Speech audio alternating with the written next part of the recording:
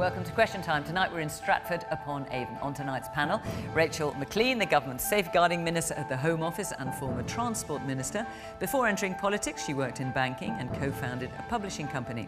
Nick Thomas-Symonds, Labour's shadow international trade secretary, MP for the Welsh former mining area where he was born and raised, and author of biographies on Clem Attlee and Nye Bevan. Anne Boden, tech entrepreneur, chief operating officer of Allied Irish Bank following the 2008 financial crash, now boss and founder of the online-only bank, Starling Bank. Businessman, chief executive of commercial property investment company First Property Group and former Brexit Party MEP, Ben Habib. And a railwayman for nearly 30 years. He left school at 16 to work as an electrician, then in construction, and is now General Secretary of the UK's biggest transport union, the RMT, Mick Lynch.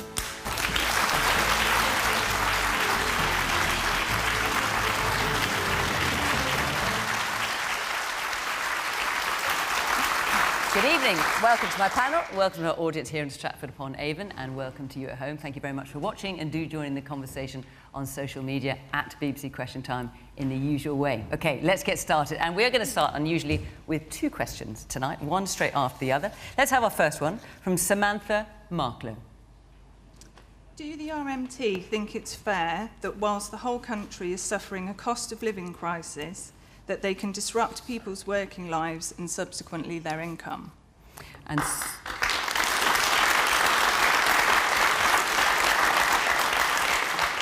Sonia Sangera.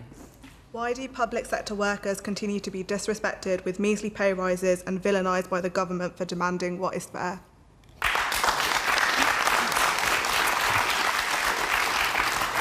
The obvious first person to go to is you, Mick. Well, I'm glad you asked me that. Fairness is a difficult one. I understand the disruption and the inconvenience and the anger that our dispute and our industrial action will have on the people of Britain and on our communities, and I understand how they feel that it's not fair. I do understand that. And we don't want to be on strike. We don't want to take industrial action. Our members are ordinary men and women from up and down this country, in every community virtually, including in this one in Stratford-upon-Avon. And they're railway workers who are tired of the way they're being treated. Now, we were lauded as heroes by Grant Shapps, our members. They worked all the way through the pandemic. They were not furloughed, and they kept our railway and transport systems going, including the buses and the maritime ferries that serve our communities, and indeed in the offshore oil and gas industry. But what they're being told now, as a result of that, is that you're out of fashion, you're out of date. Somehow, the terms and conditions that we've negotiated over many years, which we think are a fair deal, and we think that every British worker should benefit from, terms and conditions such as the ones that we have, such as limits on the amount of unsocial hours that we do, limits on the amount of weekends that we have to do, and agreed, negotiated pay, rate for the job, so that you're not just subject to the whims of the market and the way that the economy is going at that particular time, so that you can depend on a secure income and a secure job. And if you fall on hard times, if you get seriously ill, you'll get sick pay and you get an agreed amount of holidays. We think that's what every worker in Britain, in every business, should have. But what we're faced with now is a clampdown, and it's a deliberate clampdown by the government. And they're using COVID, the temporary phenomenon of COVID, albeit an extended one, as an excuse to rip out and strip out terms and conditions. OK, well, we have a member of the government here. Mick, should we put some of these points to Rachel? So I think first thing to say is that the government doesn't want strikes, and I think we don't need to have strikes either. What we do need to do is ask Mick and his team to come back and negotiate with Network Rail so that we can prevent strikes, and there is obviously time to do that. There's a pathway through that. And Mick's right to talk about terms and conditions, but the terms and conditions that he's referred to are not the ones that the industry needs to discuss with Mick and his colleagues.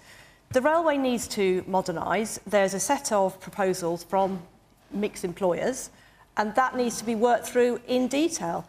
Some of these terms and conditions have been in place, as Mick says, for a very long time. Every industry needs to change.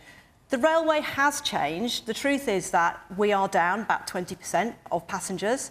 So, of course, there isn't the revenue coming in. Network Rail doesn't want to cut jobs at all. That's not the way forward. But there is a sensible pathway through this where Mick can get what he wants and the travelling public can get what they want and get back to work and get back to doing what they need to do on the railways. Let's hear from that. Man there in the blue shirt. Mick, the question I wanted to ask you is, you told us everything that led up to this. What more could you have done to have prevented this? And what do you regret that you didn't do?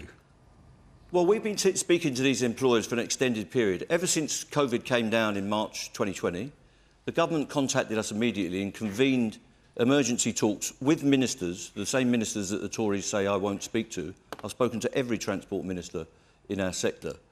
And they said, we want you to work with us to run the railway and run the bus service and the ferry service in particular so that we can keep key workers going and goods moving. And we did that. But immediately after the first peak, they said, you're out of date, your conditions have got to go, you're too expensive. And what the problem with the railway in this country hang on, Mick, that's not, in fairness, that's not the question you're being asked. Yeah, the question you're being asked is, well, do you... So we've been working with these companies on all of these issues, and we're working with them right now. But the prescription they're giving us is too much. They're saying to my members in Network Rail, for instance, you must work 39 weeks of nights, 39 weeks of weekends at night for no increase in wages. And in fact, in some cases, the railway is saying to our members, you must have less wages going forward, not just against inflation, but against the existing salaries. And you must take a prescription that gives you extended working hours without compensation, 5 additional hours per week. Now, we have been working tirelessly... But Mick, the question being asked is, what do you regret not doing? I regret that we haven't got a government that will allow the companies to negotiate. That's a different answer. Let me come to Ben. Ben. Well, I regret that we have not been able to make an agreement. We've been working with them tirelessly to get that agreement, but it's not there at the moment. Not what the person was asking. Ben. I think I'd like to step back, if I may. That, you know, getting caught in the debate over this particular strike is missing the issue, if you don't mind me saying so. What we have here is a much bigger economic malaise, which is first playing out through the rail service. What we've had, and I'm going to have a crack at the Conservative Party, if you don't mind, Rachel, forgive me, but what we've got in the Conservative Party is a party in governance that's taken us back to the 1970s. We have a party that's governed this country for 12 years. National debt is up to 100% of GDP. Taxes are at a 70-year high. Inflation is at a 40-year high. These figures and these records haven't been breached since the 1970s. And when you govern an economy like that, what you get is close to no growth. And surprise, surprise, GDP in this country in 2010, when the Conservatives took over, was about £2 trillion a year. It's now £2.2 trillion a year. And if you look at wage growth in the public sector, which is particularly pertinent to Mick's position, it's gone from £555 a week in 2010 to £585 a week in 2019 before the pandemic hit.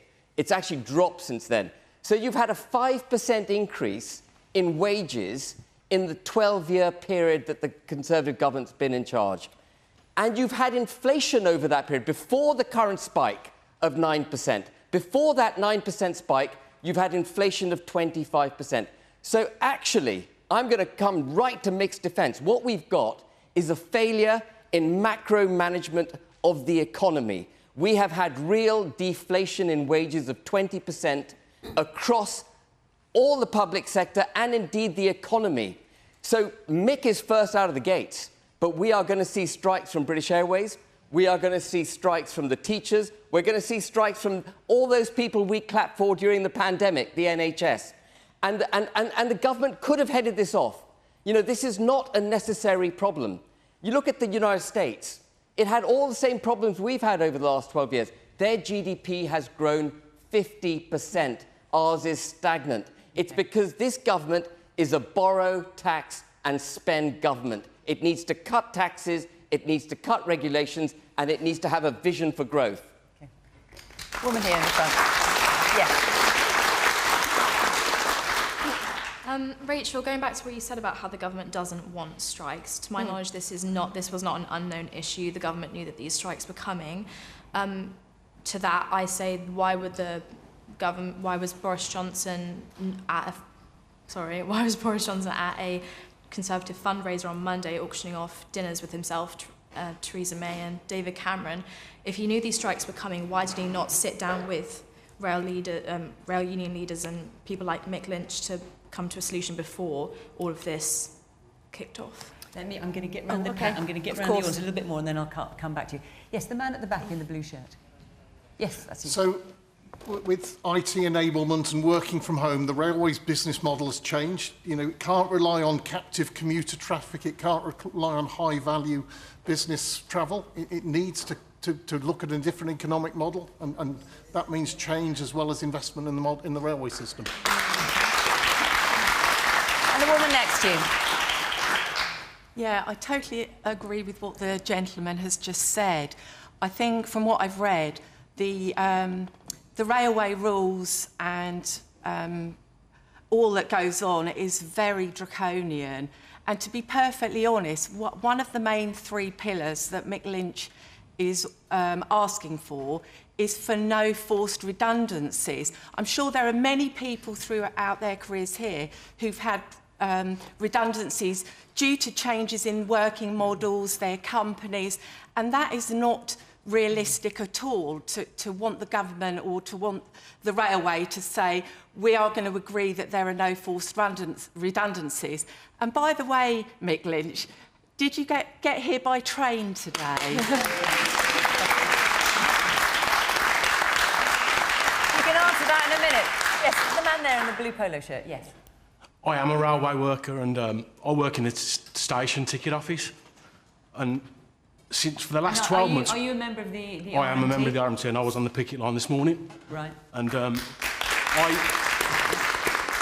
my concern is that it's not just the people in the offices, it's all our vulnerable passengers, it's the safety side of things that we do in the ticket offices, and the government on a wholesale closure with no plan in place to what our job role is going to be or what's going to happen with us. And it's just really frustrating. I've never known morale so low in a job. And what do you make of the lady's point at the back, where she says insisting on no compulsory redundancies, it's a fact of life for many workers. Why should you be any different? We I'm not saying it's that. pleasant, obviously, Look, but she's just saying obviously it's a fact we understand the situation the country's in, but the problem for us is that bodies are needed on the railway for safety reasons, if nothing else. And surely the railway is an essential service, and it needs the bodies to run an essential service. And if that's not going to happen, you're going to end up with the disasters like the rail track stuff that happened in the 90s. So we can't. And I'm just concerned. Fiona, they told us they can achieve this, no compulsory redundancies, but they're not being allowed to. They could give us this commitment. The companies have told me, face to face, they could achieve a guarantee of no compulsory redundancies. Yes, so why don't you negotiate with them because on that they basis? won't write it down on a piece of paper and give it to us as the commitment. It is. But they... It's here. No, it's not. It I thought you That's didn't the letter. interfere in these negotiations, I've but you've got a Network Rail letter. I've got the Network Rail letter here. That does not give us... OK, none of us can read it. So do you want to read out the relevant bit, Rachel? Will you read out where it says... It doesn't say... Well, look, someone read it out, for heaven's sake. Rachel, you've got it. Will you read out the relevant bit? When the changes are implemented, our need for maintenance and work delivery staff is likely to reduce. We will need to commence formal redundancy consultation with our trade unions. That is compulsory redundancy. No, it's not. Again, while we do not have to agree those redundancy with our trade unions, we would much prefer to implement them with your agreement and cooperation. We very much hope and anticipate that sufficient employees will volunteer for redundancy to avoid the need to make anyone compulsory redundant. So where does it That's say? your That's not a employer. guarantee, Does it say there's a guarantee of no compulsory redundancy? It's very clear. Does it say no compulsory redundancy? No, of course it doesn't, because Well, as the lady said, no organisation can give that guarantee. But you can see Network Rail here gave us that guarantee for 12 years on the top. You can see here in black and white, it says they want to do this with your agreement. And if you will negotiate with them, you can protect the jobs of that gentleman over there. It doesn't say what you said it said. Well, what I said it said. I think we're going round and round here. I don't know about you, ladies and gentlemen. But the letter Let's hang on a minute. You said it said no compulsory redundancy. Anne is busting to come in. Yeah, my father was a member of a trade union, and my first week coming to London for my new job, he said, the first thing you need to do is join the union, protect your conditions. And therefore, I have a lot of sympathy for the trade union movement. But I think we need a far more sophisticated response here. It isn't just guarantees of job savings, it's transition plans. What are we going to do to make the railways a even more high-tech industry? And what do we need to do to retrain people and give people a path? The key workers, the people on the front line during the pandemic, were out there where the rest of us are working from home. I think we actually need to consider that when we plot the future of these industries. I agree with you. I agree with you entirely. So we're going through that transition with a guarantee of no compulsory redundancy, and we can start a deal. It doesn't say it on that document. But hang on a minute. Let me bring in. So if they said it to you, why don't you go back and negotiate with them? Yes, I'll come back to you in the morning. Nick. Good. Well, I have to say, Rachel lifting that letter is the first finger I've seen lifted by a government minister to do anything to resolve the dispute. And I've driven here from Wales this evening, and there is no dispute between the Welsh Government and Transport for Wales. And there isn't a dispute because the Welsh Government sat down through its social partnership approach. It put the time in, and it actually bothered to find a solution. But it was also a 3.3% agreement, whereas the RMT are after 7%. Well, there's also an issue around conditions as well, which I'm sure Mick can speak to in a moment. But the point is, you had an active government taking responsibility that wanted to prevent strikes from happening. You just haven't got that with the Conservatives at Westminster. Grant Shapps won't actually even pick up the phone and speak to the RMT to try to deal with this. And it is, I'm afraid, all of a piece with this government at Westminster. Try to get a passport. You can't get a passport now because of the backlog. You want a driving licence, you can't get a driving licence. You want to fly somewhere, your flight gets cancelled. There's the cost of living crisis and the squeeze. And what's the great idea of this week from the government? They want to increase bankers' bonuses. This is a government that is completely out of touch, and frankly, the government is saying that's not what they're doing. But, so when you were listening to the gentleman in the audience there, you were on a picket line this morning. Would you join him? And would you support Labour MPs standing on a picket line with that man there? What I am focusing on, and that's why I haven't been joining the picket line, what I am focusing on is firstly at Westminster exposing the failure of this government to lift a finger to prevent these strikes from happening. And what I will continue to do at Westminster is to try to make absolutely sure that we pressurise the government to get around the table and solve the strike. I back a deal. And listen, my father, who's retired now, was a steel worker. He was in the steel strike. He was off for 14 weeks. I know exactly the sacrifices that strikers go through. I know exactly the disruption that is caused by the public. That's why I didn't want to see the strikes happen. The government should do more, and the government should now be resolving this situation. Well, I completely agree with Nick that actually the Prime Minister missed a golden opportunity to invite Mick in and have a chat with him. But this is about fundamental governance failures. It's not just about negotiations. It's not just about conditions and pay. This is about a breakdown in a government that doesn't know how to handle its own policy of lockdown and how to emerge from it. When we came out of lockdown, what we experienced was a supply shock. We had price of fuel going through the roof. We had supply chains across the globe broken. And the Prime Minister and this government had no plan for that. Instead of making it easier for the working classes and for the middle classes, by reducing taxes on them, they increased national insurance. The private sector had been kicked in the shins for 2 years, and they want to increase corporation tax rate. Small, and we haven't talked about small and medium-sized businesses, by the way, who I think, and sole practitioners, who have suffered much more than anyone who has the comfort of employment. You know, they have been driven out of business because of business rates, but no one talks about that in government. This government, before you get round a negotiating table, needs to assess how it's going to grow this country, the economy of this country, and how it's going to make people wealthy again. So it needs a woman there, you were nodding your head to that in the blue shirt. Businesses have to change. They have to adapt. It's a fundamental of being in business. you absolutely have to change with what you experience economically. So do you think the RMT is taking the wrong approach? Yes, and look what happened to the dinosaurs. Well, they were around for a very long time. They're not with us now, though, are million they? years. Okay. So, but we are negotiating change.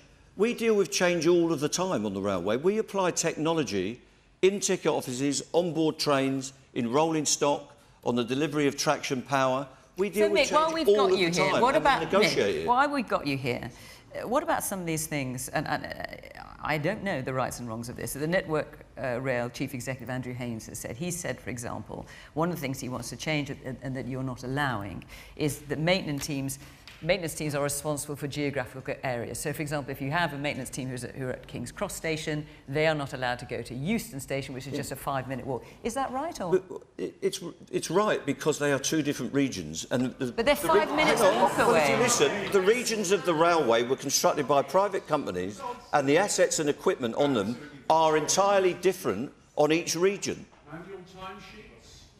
We have digital timesheets and manual timesheets. You wouldn't be surprised that if you're out on the ballast in Inverness on a February, you may not have a computer with you. That use just manual doesn't timesheets. fly. That's up to the company. That's an absolutely Victorian attitude. We are not. How on earth can you call that sensible? Because it's a different area. People can't go from Victoria to Charing Cross. That's just hang on. Let him talk. Hang on. Yes. It's an absolutely ludicrous, unworkable situation. I employ 35 people. We have to change with what the customer demands. So do we. It's hope. So no, do we. You clearly don't, Mick, because you've got people in Charing Cross unable to maintain Victoria. It's a ludicrous situation. Hang on, Mick, I'll come back to you. We are negotiating now. Mick, I will come back to you. Let me just hear a bit more from the audience, and then I'll give you a chance to respond. Not our working practices. No, we won't. You will be the death. Look at the railways now. Utterly hopeless. Terrible places to travel in. You've got customers crashing out left and right. You've got a 20% fall since the pandemic, and you're still demanding more. You're demanding twice as much as is on the table now. You've got a 3% offer on the table. You're demanding 7. You're demanding the guarantee of no compulsory redundancies. How utterly ridiculous is that in 2022? Let's hear from the railway worker in our audience. What's your response to that? My issue is that the reason it's so fragmented is because of the franchise system. There's too many, there's 15 or 16 TOCs in Network Rail. How are they supposed to communicate when they're all, you know... Mick wants to hold the country to ransom. So once you sort that out, yeah, but the thing is, it's completely unacceptable. Hang on, we've heard you, thank you, but let's let someone else speak as well. The thing is, if it was nationalised, all under one banner, then you can do those things, but you can't do it. You know, it's like going into Sainsbury's and doing something at Asda, you can't do it. And that's the way it works. That's the way the franchise system works. OK, let's hear from the man here in the front, the blue shirt. What's wrong with compulsory redundancy if you are redeployed? Well, we're seeking a redeployment agreement and they won't give us one. So if people are displaced because of organisational change, which we deal with every week of the year, we can get a redeployment policy and get people different jobs in different fields and different roles. What we need is an agreement to do that. We haven't got one. What they're saying is you must accept all of the change without negotiation, virtually, and you have to accept any redundancies come out of it. What we're saying to them is give us the guarantee, secure our members' jobs, we will accept the change as it comes along and we'll talk about it and negotiate it. We negotiate change every day. We used to have 400,000 members. We're a much smaller union because the railway has shed jobs due to technology. All of that has been done under the banner of no compulsory redundancy, and people can choose to leave the industry when they're ready, or they can choose to go into a new role. That's what we're after, and that's been the arrangement in the railway for a long time. There's nothing wrong with those values, and if all companies had those, we'd have a better society rather than dumping people on the dole at the behest of private sector companies. The woman at the back, in the very middle, yes. Stratford-upon-Avon played host to Rail Live today and yesterday. It's like the largest railway expo in the country. It was empty because no one could get there, which I just think is completely ironic. It's a place of innovation and technology, people coming together to discuss how the railway can come together better. And yet, where was everyone? No one could get there because you were using archaic values and striking. Okay. We'll hear from the young woman in the front, in the white top. I'd like to go back to Rachel's point about how the government doesn't want strikes. Following the news today that British Airways workers will be striking over the summer, surely the government could have prevented these strikes if it had not supported fire and rehire. So can I just say that that's completely wrong to say the government does not support fire and rehire. In fact, the government has legislated to prevent fire and rehire. The British Airways dispute that you've just mentioned is a private matter. British Airways are a private company. The government has got nothing to do with British Airways. We very much hope that they will resolve that with their workers. I'm sure that they will. I think they've got some experience of disputes with their workforce. Of course, they need to negotiate that. That is not the government's job to negotiate with British Airways and their staff. OK, let's hear a little bit more from the audience before I move on. Yes, the man there in the grey jacket and grey shirt, yes. I think the main thing that we're seeing now is that conflict doesn't solve anything. Transformation solves things. Now, I agree that we need better worker rights, but we need that across the board. British Airways is going to evolve. There are airlines that have come over from the US that have come to the UK and are more efficient, they're more effective, they're cheaper. Now, that does not mean less jobs. It just means everybody needs to get together and actually transform the railways. That means investment from government. It means workers actually getting what they need. We've heard from a guy there that knows what the problems are. Fix the problems. Stop talking about it. OK, let's hear from the man next to you. I think there's an awful lot of effort gone into the PR campaign from both sides. We're using the public as a judge and jury. If you'd spent half the time just sitting down around a negotiating table, we might be somewhere. OK, and let me just take a last point from the man here in the cap in the front. If Boris Johnson called a snap general election and the Labour Party won a landslide victory, how would the Labour Party prevent strikes across multiple industries that are being talked about and threatened? If you want to know what Labour would do in power, look no further than Wales, where Labour is in power. And what Labour has done in power in Wales is to have a social partnership approach, getting trade unions, getting employers around the table and hammering out solutions. No, it's not glamorous. It's not something where you're out on the media. Nick, so the teachers that are threatening to go or threatening to hold a ballot, would that not apply to Wales as well? Well, but the Welsh government... It would, wouldn't it? Education is devolved to the Welsh government, so the Welsh government will clearly have and does have its own education policy, and of course we'll see how that develops in Wales. But my point is this: the Welsh government is an active government that brings people together to stop strikes. It doesn't react. No, it doesn't react by saying nothing to do with us, which seems to be the position at Westminster. But there's a fundamental problem here. Costs since 2010 have gone up 35%, and wages have gone up 5%. You know, you can't square that circle. So no amount of sitting around a table is going to get you over that hurdle. No. You need proper policies. Absolutely. That, you know, we've got a real issue with the cost of living in this country. Actually, I don't think it's a thing. It's not about wages. It's about getting the cost of living down. We are a highly regulated, and I'm come back to it, it sounds like I'm banging a drum, highly taxed economy. And I'm not talking about reducing taxes on the rich. I'm talking about reducing taxes which are regressive, that hit the working classes, small and medium-sized businesses, reducing those taxes, generating growth. We're not getting out of this without growth. You made that point. Absolutely. Briefly, Nick.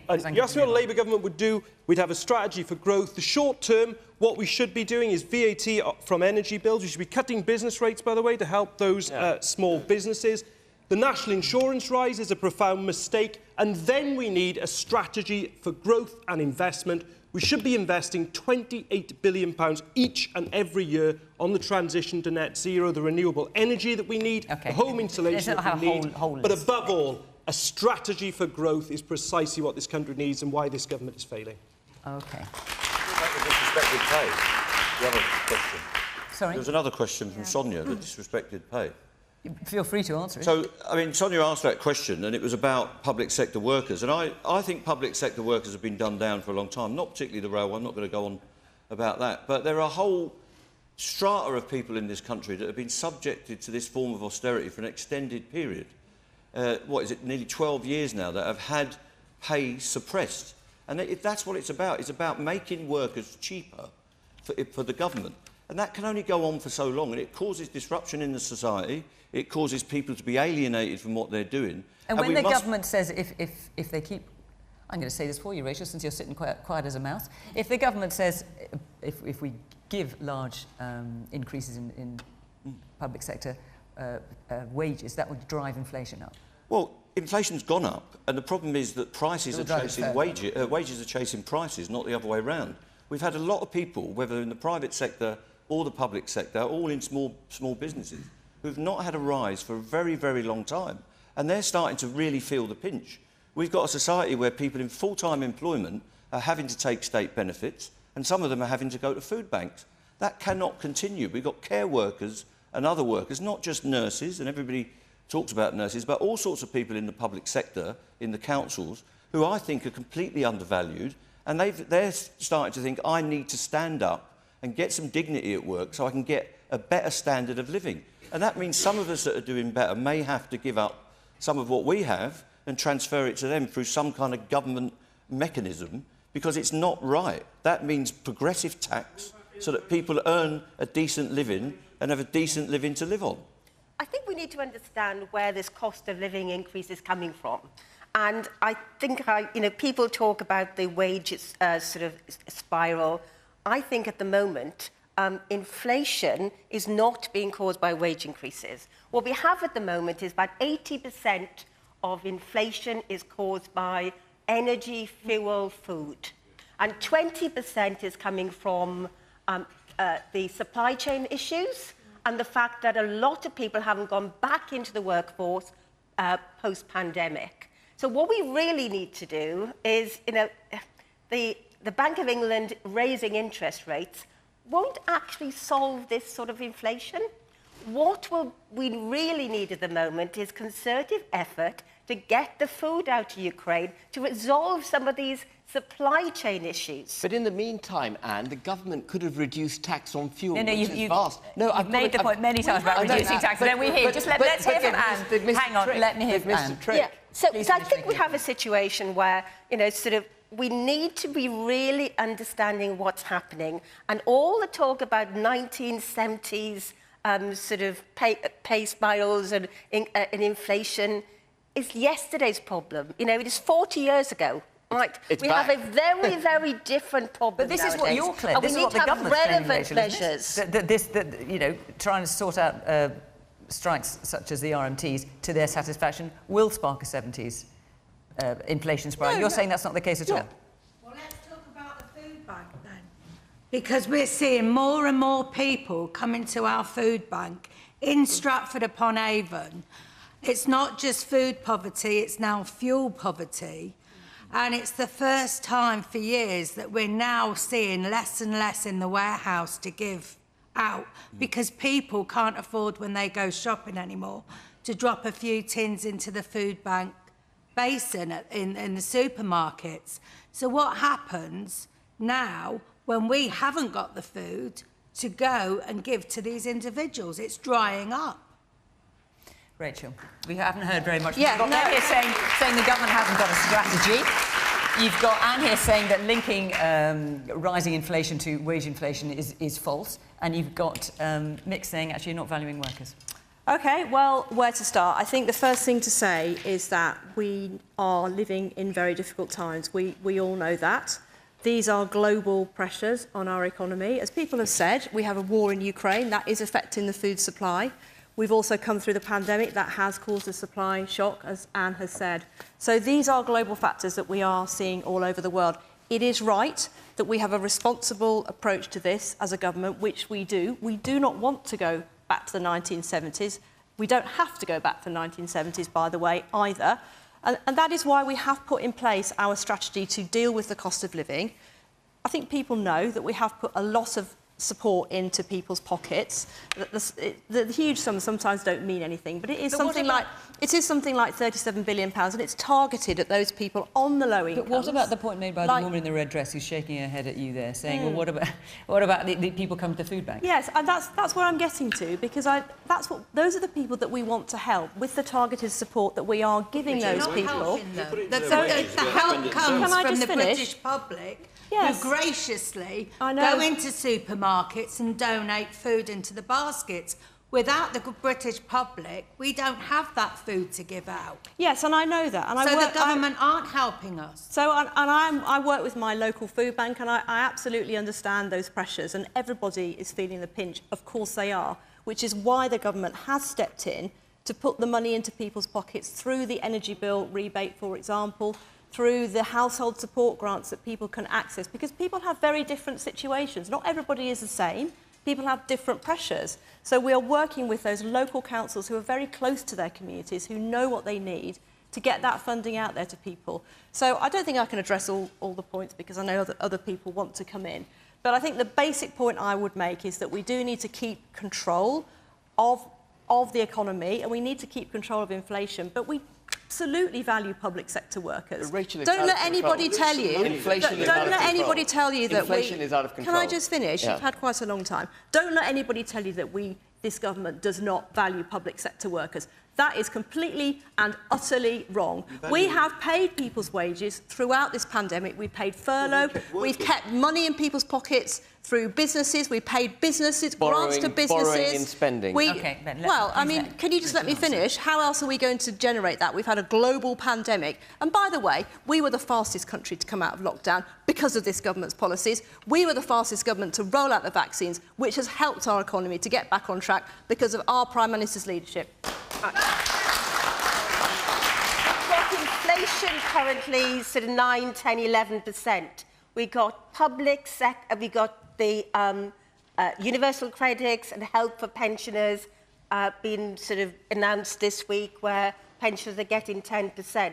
You've got private sector pay increases at, say, 4 or 5%. What's happening to the public sector? What's happened to the NHS? What's happened to the people that haven't actually had these pay rounds yet? Those are the people we have to worry about. Okay. We could talk about this the whole programme, couldn't we? But actually, lots of you asked other questions, so I feel it is my duty to try and address some of those. Before I do, I just want to tell you where we'll be next week. Next week, the programme will be coming from Inverness, and the week after that, will be in Barnsley. That's the 7th of July. So if you are from or around Inverness or Barnsley and you'd like to be in the programme, do apply on the BBC website to Question Time, and we would love to see you there. OK, let's take another question. From Vanessa Lewis. Would Dominic Raab's Bill of Rights, as he claims, strengthen our UK tradition of freedom, or would it, according to the Law Society president, make some human rights abuses in the UK acceptable? Nick. I think this is a profound mistake from Dominic Raab. First of all, the ECHR came about after World War II, when countries came together to try to make sure that there was a universal standard that related not to countries, but just simply related to people, to humans, to try to come out of that horror of the war and build that international consensus. And I thought it was shameful to see the party of Churchill, one of the architects of it, actually trying to trash that in the House of Commons this week. There are rights that people have that they've exercised, and since 1998, of course, and the last Labour government, you can exercise those rights in the UK courts. I think of victims of rape, who have been able to enforce their rights against police and get justice. I think, for example, of couples in residential care homes who've been separated against their will, but have then been able to rely on the ECHR for their rights. Or even families of disaster victims like Hillsborough have been able to use the ECHR to enforce their rights. And it's what a about profound cases, mistake from Dominic Raab, and frankly, this government should Nick, think what about about cases where it's perhaps slightly less comfortable? So, for example, and you'll be familiar with them with your legal background. In 2013, judges ruled a man who took part in the gang rape of a 14-year-old girl in a playground couldn't be deported to Jamaica because he'd fathered 2 children in Britain. Are you comfortable with that aspect of it? Of course, with any court, the court will make decisions that we disagree with. The difference between me and the Prime Minister, when decisions are made by the rules the Prime Minister doesn't like, he goes and changes the rules usually. What I accept is there will be decisions of that court that I won't agree with, but I accept it because it is the greater good for victims who are able to enforce their rights. Ben. Well, I don't actually believe what Dominic Raab is saying. I mean, I think that is... But you think he doesn't mean it? No, I don't think he means it. He's playing to the Conservative Party base. There is no way the government is going to turn its back on the European Convention of Human Rights. It's baked into the Trade and Cooperation Agreement with the European Union. It's also baked into the Belfast Good Friday Agreement. So he would have to breach 2 international agreements if he wished to ditch the ECHR. And we all know Northern Ireland, you know, I'm quite prominent in that fight. Northern Ireland is right at the forefront of constitutional debate at the moment. So there's no But the way... government's not saying they're going to ditch it entirely. No, the just specific areas. The ECHR and the debate about it in the Commons recently, and this new idea to dilute it down, is an excuse for their Rwandan deportation policy failing. And it's to really blame the ECHR for the failure of that jet, which I think only had 1 deportee on it, taking off for Kigali. Actually, the ECHR didn't take off. It didn't take off. No, but it didn't. But there was only 1 deportee on it when chocks were away. And actually, I think the ECHR saved us £400,000 for a wasted flight. This is all window dressing, playing to the Conservative Party base, I'm afraid. Okay. The man there in the check shirt. As an event planner and a local businessman, we're heavily dependent on people's disposable income, and the cost of living crisis is crippling us at the moment. I would like to ask Mr Habib what he would do if he was in government to reverse the trend of this cost of living crisis, and what he thinks the government should be doing, and what the time frame should be so we can start to see a reversal of the trend. If you'll forgive me, we've actually moved off that topic onto another one, so forgive me. What a shame. You didn't get a chance to make that point before. We're actually now talking about the European Court of Human Rights. Yes, the man at the very back. The Labour lawyer undermined our human rights by voting for the Surrender Act. Hang on, what are you talking about? Human rights.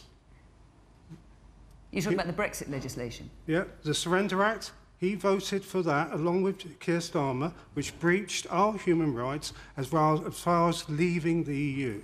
But on top of that, that has undermined the human rights of the Northern Ireland people because they have no say in their laws. What about their human rights, sir? Well, the Human Rights Act, the ECHR, is embedded into the Belfast Good Friday Agreement. Have no say on their laws. That is fundamental to the peace in Northern Ireland. They have no say. They have no say on their laws. Okay, let's hear from the woman in the front here. We have seen that the government take what they want to hear as the word of everyone. The UK courts have said that the flight was able to take off to Rwanda, disregarding the human rights of the people or the person on that plane. The ECHR said it was a violation of human rights, and they held the government to account for their actions. If we scrap the ECHR to whatever extent, who will hold the government to account for human rights abuses, no matter how small or how significant they are? Rachel, who will hold you to account? So, I want to start by being clear that we are not leaving the European Convention of Human Rights. What's been introduced by the Deputy Prime Minister is to rebalance our system so that we have the right to make our own laws and stop the over-expansive interpretation of our sovereign laws that we make in this country in our own parliament. And I know this is against the backdrop of Rwanda, so I might as well address that, because the key here is that no court, including the highest courts in our own country, found that the government was doing anything illegal about the Rwanda plan.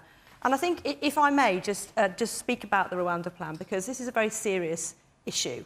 We are trying to solve a global problem here of illegal migration from around the world, and we have seen incredibly dangerous journeys. People dying in the English Channel, losing their lives. They are at risk of these absolutely grotesque people trafficking gangs. And what we need to do is break that business model. So this is a plan that will, over time, it will reach a solution where we can break the business model of those absolutely atrocious gangs that trade in human misery. We've all seen those deaths in the Channel and those people coming to our shores. Okay, but that's what we need to deal with here. I don't understand about this.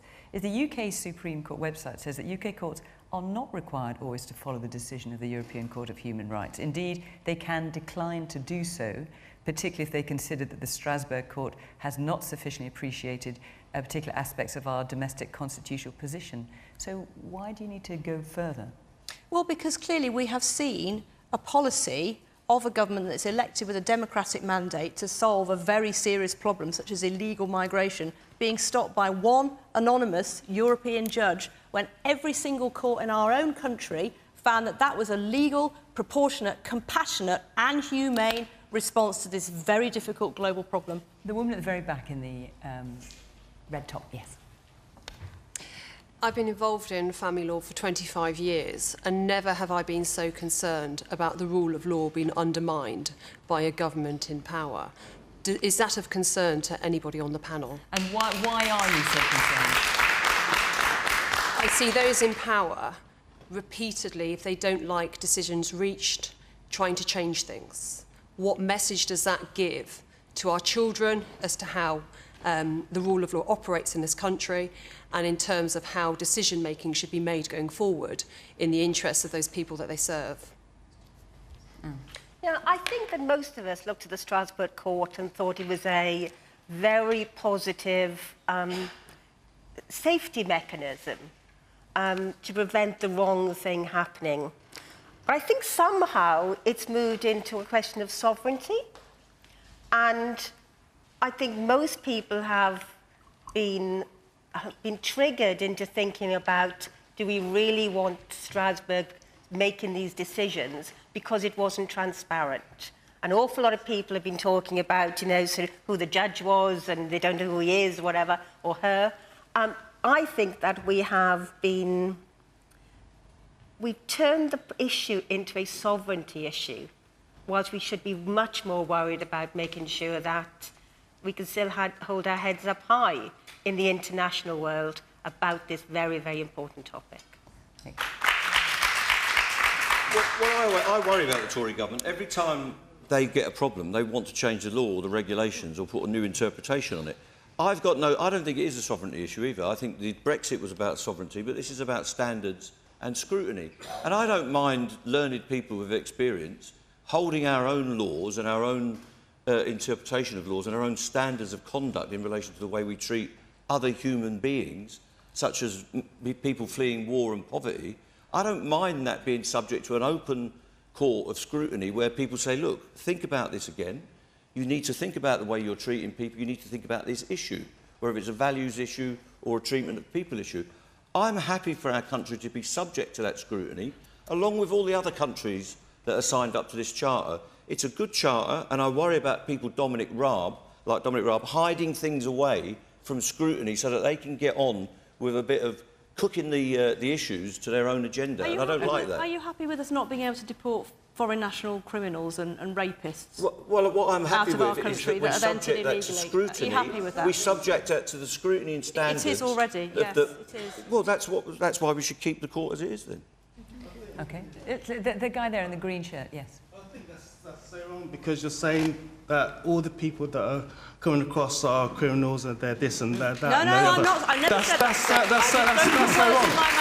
And furthermore, put words in my mouth. And furthermore, okay, it was an underhand deal done with the country that needs cash.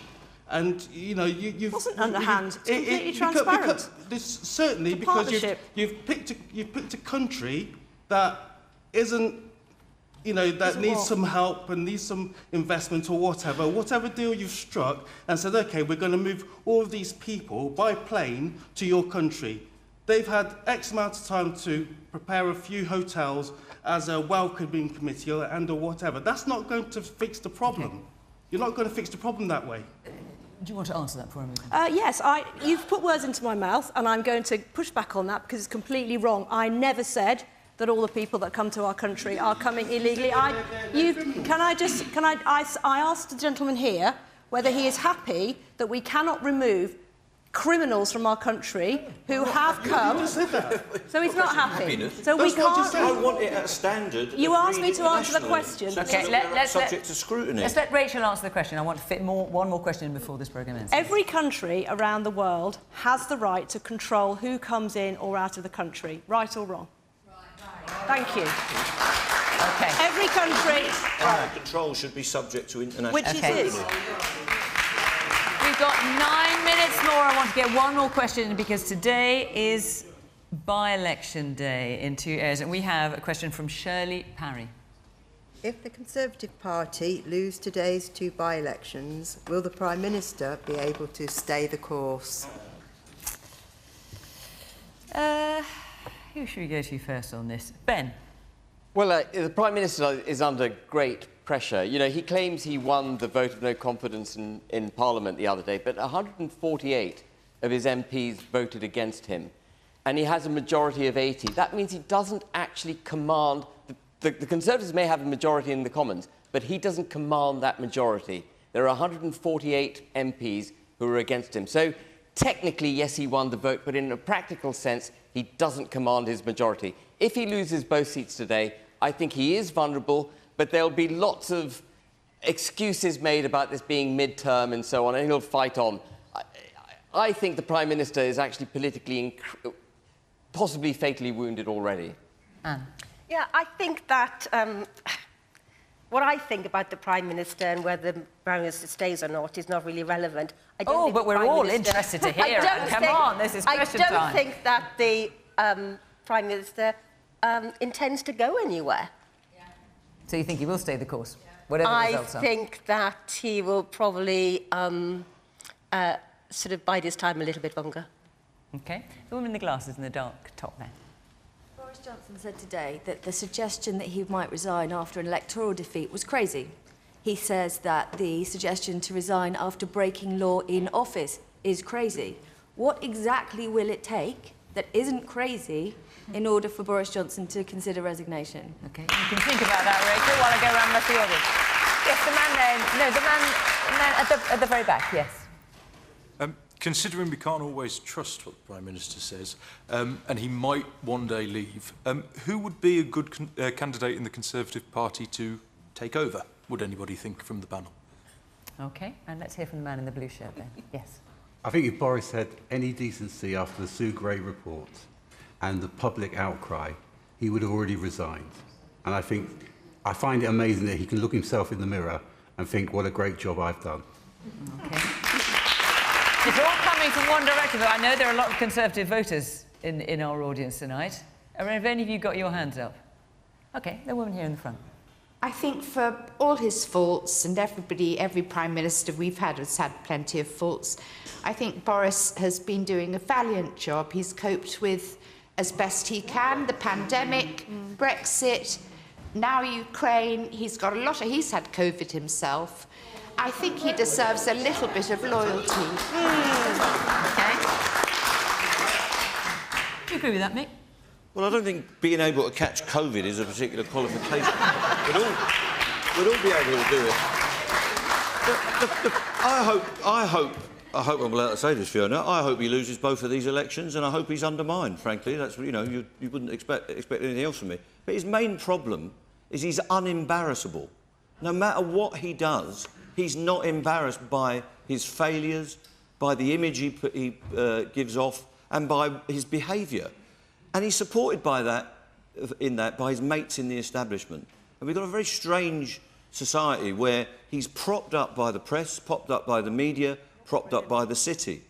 And no matter what he does, no matter how badly he behaves, up to and including breaking the law, they won't go against him. And they've shown that in this vote. I think he was unsupportable, even by Tories. But nevertheless, they lined their own nest and supported him. So I don't know what would make him go, but I think ultimately the Tories will get rid of him before the ballot box gets rid of him, because that's in their interests.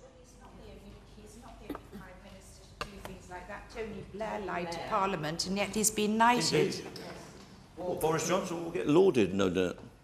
Rachel, there's a lot of things Mick said there, potentially about you, feathering your own nest. No, I'm not feathering my own nest at all. But I think on the question of the by-elections, obviously, by the time this programme goes out, I think probably the by-elections, the polls will have closed. They will definitely have closed, yes, and we wouldn't be having this discussion. People won't have to wait very long to find out what the results are. So, look, I think the basic point is that by-elections are not a particularly good indicator of anything, really, over the long term. They've been won and lost, and governments have come and gone. The only poll that actually matters is the one at the general election. People will have the chance to express their views on the Prime Minister and his record, and people have different views. We've seen that in the audience tonight. We've seen that every time I go out and talk to the general public. So the question is, if the Conservative Party lose both by-elections, will Boris Johnson be able to stay the course? Yes or no? Yes, he will. I believe he will stay the course, and I believe he will take us into the next election. OK. Nick? He shouldn't stay the course, and he should already have resigned. But I've been up to Wakefield several times, and Rachel may dismiss the views of people there as somehow irrelevant. I don't. I've spoken to them. They're very nice. The views of people on the doorstep there that I've heard about Boris Johnson were extremely angry. People who themselves had made sacrifices during the pandemic, not gone to the bedside of dying relatives, not visited elderly relatives in care homes, people who'd not attended funerals. And all that time, Boris Johnson was presiding over, frankly, mass law breaking in Downing Street. It is quite appalling. If the man had any shame, he'd have gone. Okay, there's applause and groans in equal measure coming from the audience. Yeah, the man there in the middle, in the sort of dark red shirt with black top. Yes. Is Boris Johnson likely to stay the course just due to the fact that there are no significantly credible and experienced candidates to take his position? Since the Brexit vote, we've lost David Cameron, we lost Osborne, Theresa May tried her best but was hamstrung into being able to implement what she wanted to do. And is it now that there is insufficient experience within the Conservative Party to lead a country? Okay. Jacob Rees-Mogg is credible, isn't he? The man in the blue suit and white shirt there, yes. I agree with that last comment. I think he hasn't got a credible person to replace him. Plus, where is Sir Keir Starmer? We haven't mentioned him once tonight, and I don't believe he has enough policies to be able to jeopardise what Boris is doing. OK, let's have two quick responses from either of those. Rachel? There's plenty of talent in the Conservative Party. You know, you put yourself forward? No, not in a zillion years. OK, Keir Starmer, we haven't mentioned him. Where's he? Well, Keir Starmer is a person of integrity, and here's the difference. Keir Starmer has said if he receives a fixed penalty notice from Durham Police, he'll do the right thing and step down. How refreshing a contrast that is to the way the Prime Minister's behaved. We'll know the glasses and the scarf.